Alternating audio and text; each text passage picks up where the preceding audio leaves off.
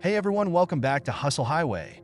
Today, we're going to talk about some common financial mistakes that you should avoid at all costs.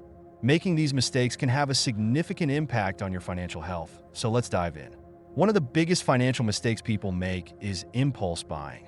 This is when you make unplanned purchases without considering the long-term consequences.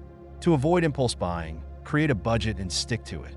Before making a purchase, ask yourself if you really need it and if it aligns with your financial goals. Carrying high-interest debt, especially on credit cards, can be a major financial drain. The interest you pay can quickly add up, making it difficult to pay off the debt. To avoid this, try to pay off your credit card balance in full each month. If you can't, consider transferring your balance to a card with a lower interest rate. One of the most common financial mistakes people make is ignoring retirement savings. It's never too early or too late to start saving for retirement. Even small contributions can make a big difference over time.